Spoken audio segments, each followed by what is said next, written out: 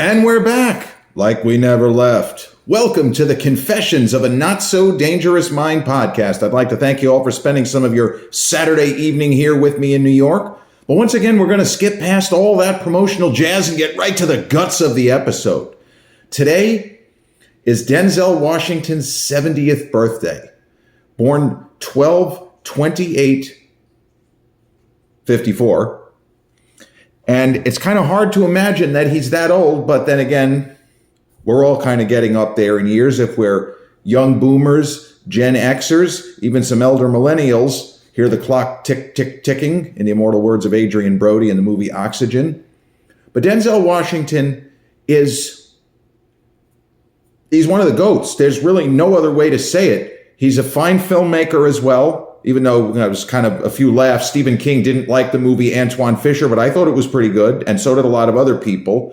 But he's just great at whatever he does. He's been tremendous in theater. He's been funny in comedies because he has such impeccable timing, and a powerhouse in dramas. And he's someone who, I believe his film debut was a not very good comedy co-starring George Segal called Carbon Copy, where he actually plays George Segal's son in the world of the film. It's not that his performance in that movie is great. And George Segal was a wonderful comic actor. He was on the TV show Just Shoot Me. He was, the older guy. But there was something. You could see that he was not just a really attractive younger actor reading lines. There was something about the way that he was relating to George Segal as his father. He seemed almost more trained than he was, but at the same time, he was very natural.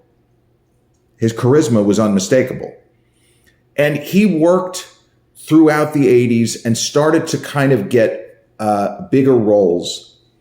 And then he was nominated for Oscar in 87, a film from 87 called Cry Freedom with Kevin Kline. And he played an unfortunate activist who met an unfortunate end named Steve Biko, B-I-K-O. And I think Kevin Kline played a journalist named Woods, if I'm not mistaken. Donald Woods. But it was a movie that a lot of people had in the 10 best list of 87. And there were some people who thought it was kind of maudlin and treacly, and it's too long. It was a long movie. But Denzel, his career continued to ascend. And even as the 90s kind of unfolded and he was then cast, this is before Malcolm X came out, I believe it was Roger Ebert who interviewed Denzel, and I don't know if it was for Mo Better Blues, the Spike Lee film, but it was in that era. And generally speaking, when somebody goes through the roof, they come down. It usually, and sometimes it happens really quick, but you talk about somebody with a rise and a fall and a rebirth or something along those lines, or an actor, as we've talked about on the channel, Sylvester Stallone, reinventing himself a bunch of times. It usually is not a straight line. It's Hollywood. It's the movie business. You have slip-ups. You become a big star, and then you have to kind of, he just bombed 2 consecutive movies. Maybe we're not going to use him in this kind of role right now, or whatever the case might be. But Denzel was doing studio work, mainstream and independent films such as like Mississippi Masala. You look at 1991, he had that. That was an independent film. And then he had Ricochet, which was a studio movie with a reasonable budget, and John Lithgow playing one of his over-the-top kind of villains. But it just felt like, and Glory, he won the Best Supporting Actor Oscar for Glory in 89. A movie I don't love. I'm supposed to be a fan of that movie. It's okay. Matthew Broderick looked a lot like the real guy he was playing. It was the guy's name was Shaw, but he looked exactly like him. The pictures, it could have been his great-great-great-great-grandfather or great-great-grandfather, whatever the case might be. Denzel was tremendous. A Soldier Story, get your fucking hands off me. People make jokes. Jamie Foxx had Denzel screaming when he did that impersonation in front of Denzel. I thought Denzel was going to have a hernia from laughing so hard. He was even doing the lip quiver that Denzel did in that scene where he kind of faces down with Adolf Caesar. But Roger Ebert interviewing Denzel circa 1989, 1990. He titled a column, The Rise and Rise of Denzel Washington. And if that wasn't perfect, the way that it encapsulated his career had gone up quickly and there was no end in sight for what he would be able to do, for the heights that he could reach. And the first Denzel Washington movie that I watched is a very interesting film that was based on a kind of it wasn't a best-selling novel, but it was apparently a very good mystery novel called The Search for Mauby. And the movie was called The Mighty Quinn.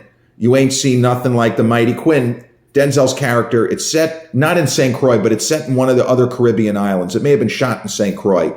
And Denzel plays a local cop who is trying to find a childhood friend who apparently has run afoul of the law, and that's played by a really, really good stand-up comedian, film actor, and filmmaker in Robert Townsend. And Robert Townsend, at that time, he was almost as big a star, if not as big a star as Denzel, when that film went before the cameras, because Robert Townsend had done Hollywood Shuffle, which made a huge splash in Hollywood because it feels like a studio film, but it wasn't. Townsend made it. I don't even know how he got it done. He borrowed every foot of film he could find. He called in favors from everybody he had met up to that point in the movie business. I think he might have even borrowed some film from Spike Lee. He borrowed from everybody. He maxed out every credit card he could, and he made a terrific satire of the movie business. And that's presumably why he got, or how he got cast in The Mighty Quinn. But Denzel, as early as that movie, a film which is now 35 and a half years old, maybe even older, he has the manner and the bearing of a star.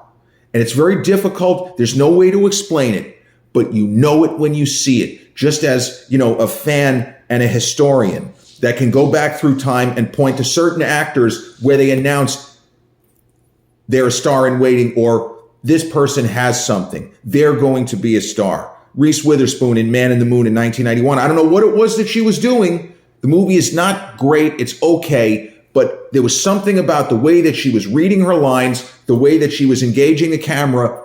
That's a star. It's inevitable. She's going to be a star. And Denzel in A Mighty Quinn is moving through space in the story like he's the man, and he knows it. And there is something to seeing a person with that level of talent almost waving the finger at themselves to say, I got it. Whatever the it is, I've got it. And I know I've got it. And his performance in that movie, it's not that he does anything that great, but it's a good mystery because you really don't know where the hell this guy is and what's going to happen if and when we find him. The movie it does a lot of things that you're not expecting, and it's very, very well done. And then I believe Glory was the film that he shot next. And Mo Better Blues, working with Spike. And the first Denzel movie that I saw in theaters is Malcolm X. And, I really like Spike Lee as a kind of personality. I mean, the guy went to New York University, the graduate film program. I was undergrad cinema studies. We were, a decade apart anyway, but we weren't in the same arena anyhow, because I think he did his undergrad at Emory, if I'm not mistaken, but he did graduate film at New York University, and he rubbed elbows with some other big hitters in different branches of the movie business. Chris Columbus, who ended up directing Home Alone and at least the first two Harry Potter movies, or maybe it was just the first one. And Jim Jarmusch, a fantastic independent filmmaker. I absolutely love Jim Jarmusch. What a fucking home run hitter he is. But that showed that the graduate film program at NYU, you'd have people go in the studio route if they had the talent, and people go in the independent route. Spike kind of straddled both. And Malcolm X was a film that Spike had tried to mount previously. And I mean, it's so idiotic what I'm about to tell you, but you can Google this. The studio went with a terrible movie. It ended up being a disaster, Nothing But Trouble. They made Spike wait before agreeing to funding. They put this awful movie through, but the reason why they wanted to do it is you had Dan Aykroyd, John Candy, Chevy Chase, Demi Moore, and that's why, again, the business of Hollywood, show business, right? If there's no show, if there's no business, then there's no show for you. Malcolm X was always going to be a difficult project. It's not that the powers that be at Warner didn't think that Spike could pull it off, because there are a lot of people, and the studio, when Do the Right Thing came out, it made a huge splash.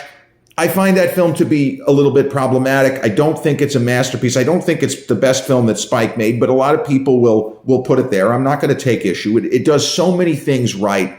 Danny Aiello is amazing. John Turturro, Richard Edson, everyone in the film just kills it. I love what Spike does in the movie as an actor. But Malcolm X is a very good movie, but it is a difficult watch. It is a long, tough sit. And not that I needed a break. There was no intermission. It was just, 3 hours, went through. I wasn't bored, but the movie kind of left me cold. And maybe that was the point. I don't know. But there was no taking away from the strength of what Denzel does as Malcolm. He is so good in that role. I mean, there have been some big hitters that played Malcolm X in the past, including James Earl Jones. And then later, with Will Smith, you had Mario Van Peebles, in his own right, a very talented performer.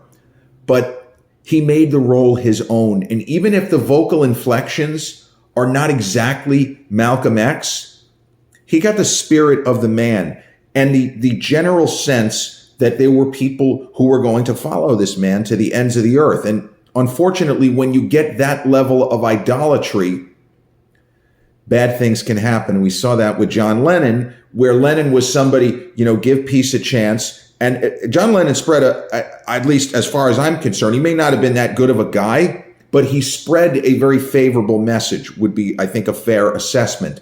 But sometimes people turn against that. They fight against that. And ultimately, that cost John Lennon his life. And I'm not saying that that's why Malcolm X was assassinated, but he was very, very powerful. The real Malcolm X. He did rub a lot of people the wrong way, but hey, when you're a public figure, you're always going to rub people the wrong way.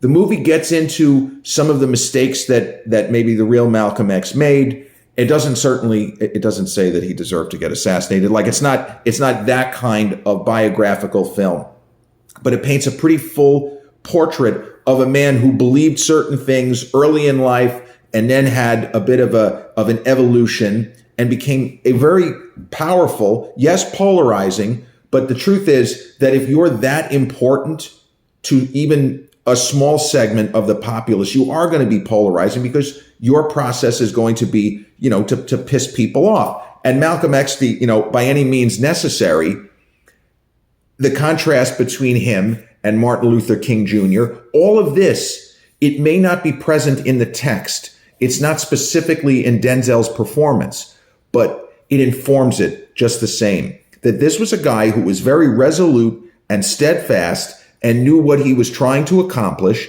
and where he was willing to go to try to get there. And it really is incredible performance. And Denzel was nominated for Best Actor. A lot of big hitters. You had Al Pacino, who ended up winning for Scent of a Woman, Clint for Unforgiven. There was some talk. Now, I love Clint Eastwood, right? Spoiler alert, Clint Eastwood, my favorite person to ever work in the movie business. He is a terrific film actor, but he is not in the same league, no offense, as, younger Pacino and Denzel. If Clint had won Best Actor over those two guys, especially because Al hadn't won yet, it would have been very, very difficult. And Clint, very popular. He ended up winning Director and Picture, and Gene Hackman won for supporting. You could have given it to Morgan too. But Denzel, he hasn't specifically talked about how bad it was for him not winning that. I think he was okay with Al winning the award that year. It was the later one in 99 that really hurt him, but I'll get to that. I wanted to point something out. So often in Hollywood, you have people who go against each other for major awards and then end up working together or nearly working together. So Denzel, from a broad career perspective, because there's just too much to cover in one episode, right? You have to hit certain points, movies that I liked or things that maybe you liked that I responded to. But in Denzel's career, nominated for about 6 Oscars, 1 supporting and 1 lead, of course, for Training Day. The supporting was Glory, as I said. But he said that there were really only 2 projects, 2, in his entire career that he wishes if he could, he didn't say reboot the Matrix, but if he could go back in time and do it, or at least see what it would have turned out, if it was possible to just temporarily reset the Matrix to see what would have happened. The 2 projects, he was offered 7, what would have been the Brad Pitt role, and passed. Now, what's interesting about that is that it was not Morgan Freeman's set to play Detective Somerset. It looked like it was going to be Al Pacino. Now, I love Al Pacino. Just mentioned he won the Oscar. He took Denzel's Oscar from Malcolm X because of Scent of a Woman, because Al had really gotten fucked by the Academy repeatedly. How had he not won a Best Actor Oscar? I mean, come on. You could choose from about 6 different films up to that point, and you would be like, yeah, absolutely. Could have won for Serpico, could have won for Dog Day Afternoon. You want to go crazy? He could have won for Injustice for All. Al was so good, he wasn't going to win for Scarface. Fuss you, Meng. Fuss you, Meng. But Al Pacino of that era, with all the screaming and yelling, 7 would not have been as good. There's no way. Now, if you somehow would get Denzel with Morgan, I don't know that the contrast is good enough. I feel like there needed to be the disparity of age and the difference from the cultural perspective. I think they got it exactly right. But Denzel said, I read that script. It was strong stuff, but I thought it was unrelentingly evil. And that's why he passed. He said the story was so evil, I couldn't connect to it. Now, years later, 30 plus years later from when he first read the script, he said, yeah, I kind of fucked that up. Now, the only other one that he had a chance and he wished that he had done was Michael Clayton, which he almost literally ended up handing it to George Clooney. And it's one of Clooney's best roles. And there were people even in 2007 that, George could have won Best Actor. He's that good in that film. It's up there in his probably top 2 or 3 performances. He ended up winning the Supporting Actor Oscar for Syriana. Clooney, another guy, just an enormous talent, good at comedy, good at drama, and a really terrific filmmaker in his own right. So, you go to age 70 and you only have 2 roles you passed on. That's pretty good. So if I'm asked the question, what do I think is the best performance of Denzel's esteemed career? It's Philadelphia. Now, I'm a Tom Hanks fan. I feel like his performance, and I mentioned this not that long ago, his performance in Forrest Gump, which was not as impressive to me. I liked the movie. I saw it in theaters all those years ago. I feel like his performance, that time has been kind. Maybe not so kind to the movie itself, but his performance now, to me, seems touched by genius. It was not just simply reading every line with the same flat lack of inflection. The performance seems brilliant to me now. And I feel like it's a better performance than what he did in Philadelphia. And I feel like it should have been Denzel's Oscar. The character of Andrew Beckett in Philadelphia, that's Tom's character, is presented as a great attorney, a better attorney than Denzel's Joe Miller, at least at the start of the film. He is clever, but he has a conscience, the character that Tom Hanks plays. The irony is that Denzel starts the film. I don't know if his conscience is quite where it needs to be, because he is a bit of an ambulance chaser as an attorney, and he looks like a guy who's going to cut corners, and he has a real problem with gay people. I don't really like to use the word bigot in this context. If you want to apply it, I can't take issue with it, but he is a homophobe. There is no question about it. And he's ignorant when, even for the time, the understanding of how HIV, how infection, it could be transmitted and all of this. So he's just saying some really crazy stuff historically. But back then it was a little bit, there was more contentiousness because there were certain things that people were kind of still arguing about, which turned out, sometimes you don't get it right. Other times you sort of do. But there's still, even if you are legitimately afraid, his character is presented. It's not like he's a horrendous human being. He's a family man. He's not running around on his wife. Like, he's not absentee father or anything. He is presented as an okay guy, except for the fact that, oh, now we see that he's a homophobe. Because under normal circumstances, why would we ever even find this out? If he's just battling Andrew Beckett in court and losing, he's not saying, oh, well, this is terrible that I lost to a guy who now I realize he's gay. No, we find out about him because of his interactions with Tom's Andrew Beckett. And the problem is that the character Tom plays is not only a great attorney, he's a really nice guy at the beginning of the movie, and he's a really nice guy at the end of the movie. I don't like to get bogged down in character arcs, but there is something to be said in this sort of film with it. It's pretty depressing, but it's supposed to be something of a hopeful, inspirational message. You can't have the two leads not grow and change or go through anything in the world of the story. Joe Miller changes massively through the events of the story, through his interactions, not just with Tom's character, but with the circle, the friends and family, Antonio Banderas as Tom's lover in the world of the film. And he becomes more enlightened. He becomes sharper. We're kind of led to believe maybe he's been a little bit lazy as an attorney, and now he's really showing his stuff. Every facet of Joe Miller is enhanced by the film's end from where he started in the beginning.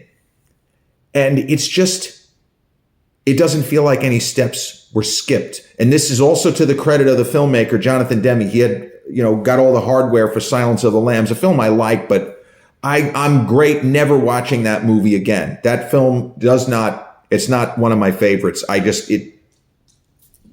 thank you. I'm all set here. But Demme's direction is incredible in Silence. And the way that he keeps things focused, because this was a movie that could have gone longer. They could have had more showy moments for Tom Hanks, because there was a talk back then, they're going to try to get him a Best Actor Oscar, which is what happened. But I'm not saying that he didn't earn the Oscar, because Tom really gave everything he had to this part. I'm just saying that the character is not an Oscar type of character to me, because there's really no movement. He's great at the beginning. He's great at the end. He's had a lot of shit piled on him, and he fights the good fight, because what choice does he have? You can't let these guys win. And Joe Miller starts the story here and ends the story there.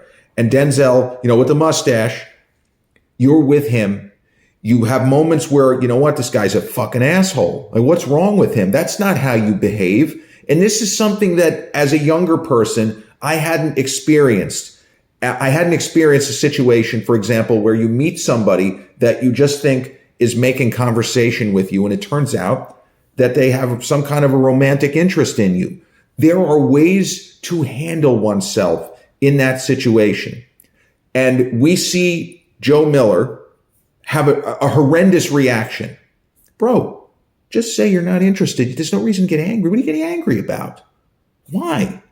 Well, the Joe Miller at the end of the movie would not handle that same situation in the same way. Denzel is so believable in that role. He goes from, we almost actively dislike him, and maybe Tom should get another attorney, what the fuck, man, to he's able to pull at the heartstrings. The way that he is tending to Tom's Andrew Beckett in what, spoiler alert, is probably his final days. He's not afraid anymore. He has grown, he has changed, he has evolved. And every step of the evolution, it's just a masterclass in film acting. It really is. And, he's given so many great performances where he really had to stretch. And, he also has fun making the occasional action movie. Safe House with Ryan Reynolds was okay. Book of Eli, a lot of people, it's kind of a cult film. A lot of people really like that one. It was just okay. The usual crazy supporting performances by, the dastardly villains. It's the sort of Christopher Walken crazy, like Bruce Dern. They should have had Bruce Dern in Book of Eli. That would have been like right up his alley. But think of, for example, what he did in 2012's Flight. That was another, could have won a Best Actor award, playing an airline pilot who is an incredible pilot, but he's addicted to every single possible form of alcohol and drug that you can imagine. He's a complete mess. And Denzel nails every facet of that character. You know, you almost can't do it better. And you think of some of the movies that he did in the 90s where his performance was not really the centerpiece, facing off against Gene Hackman in Crimson Tide. Man, if ever there is somebody to be intimidated by, mid-1990s Gene Hackman. And Denzel, the character stands up to him, but Denzel does not shy away from the confrontation, nor should he. You look at Denzel in Courage Under Fire, another really strong performance. Even in kind of trash, throwaway action movies like The Siege, he doesn't just pick up a paycheck. His scenes with Bruce Willis in that film with Annette Bening are really, really good. And I thought also, and the one that I had kind of referenced, that Denzel really had a difficult time. And now it looks even worse, unfortunately, because of Kevin Spacey with the stuff that he's gotten into, the legal problems where a lot of cases were dismissed, but there's so much more where charges weren't filed, and it's all bad. Denzel seems like he's still salty about the fact that he didn't win Best Actor for his performance as the middleweight boxer Reuben Carter, the Hurricane. And that is an incredible performance as well.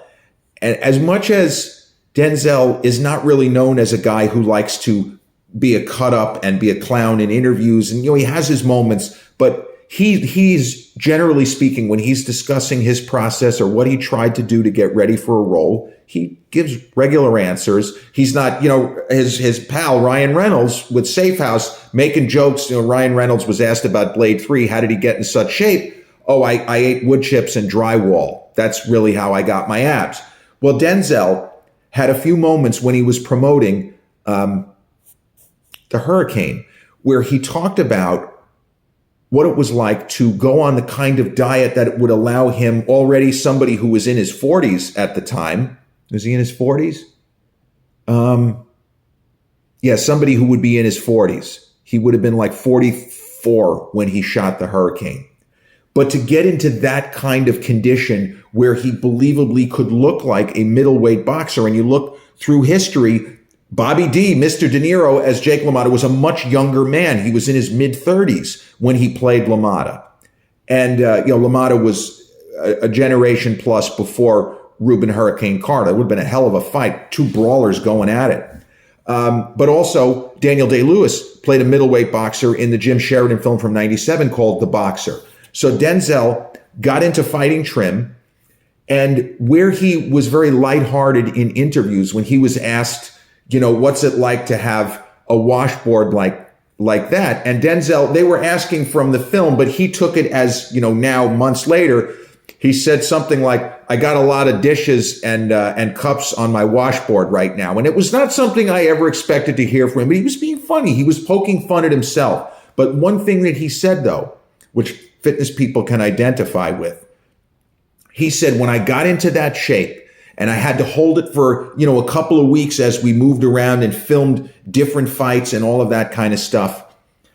So he said, I was told to have people take as many pictures as humanly possible with me in this kind of condition because it's unlikely I'm ever going to look this good again. And the way that he was being self-deprecating, it's always something that, to me, a normal film fan historian appreciates. When people influential people, multi-millionaires, leaders in their field like Denzel are still willing and able and enjoy poking fun at themselves, it's a very endearing quality. It's another reason why this guy is one of the best to ever do it, because he definitely takes his roles seriously. He doesn't take movies off. He's never just picked up a paycheck. I know a lot of people that love John Q. I think John Q is garbage. I think it's shit. It just doesn't work. Even though great cast, James Woods, one of his last really strong roles, film is absurd. It's beyond imagination how absurd it is. But Denzel is in there giving it everything he's got. And even Gladiator 2. A lot of people, the movie's not really that great. Denzel came to play. He came to give his best. Tragedy of Macbeth a couple of years ago, people were going nuts. Holy shit, he's amazing. Fences, right? Viola Davis, another movie, a little bit independent, based on a stage play. Whatever it is, you get 100% from him. And that's why nobody has to hold up or hesitate when calling him, well, this is one of the GOATs. I mean, of his generation of actors like in their late 60s or turning 70, you could put him at the top of the list. He's one generation after the Pacinos and De Niros, and he's two generations after, even Redford, Nicholson, Beatty, Hoffman, Nicholson, et al. So for people of his group, I got him first. He's got to be first. Because you could even throw him in with the other guys and you could say he doesn't have to take a backseat to any of them. You look at the scope of his filmography, it's crazy. The balance of action movies, stately dramas, stage adaptations, period pieces. Guy is just an acting genius. And a New York native, grew up in Mount Vernon. Not bad for a kid from Mount Vernon. Happy 70th birthday to Denzel Washington, and hopefully not only many more birthdays, but many more great movies to come. This has been episode 390 of the Confessions of a Not So Dangerous Mind podcast. I'd like to thank you all for spending some of your Saturday evening with me here in New York. And if you check out this episode on the YouTube channel, haven't done so already, please click like, subscribe, comment, share, turn on those notifications. Or if you catch this episode on the audio platforms such as Podbean, Spotify, iTunes, or the others in which we're hosted, same general rule applies. Click like, subscribe, share, and turn on those notifications. I'll be back with a new episode real soon. Till then, peace.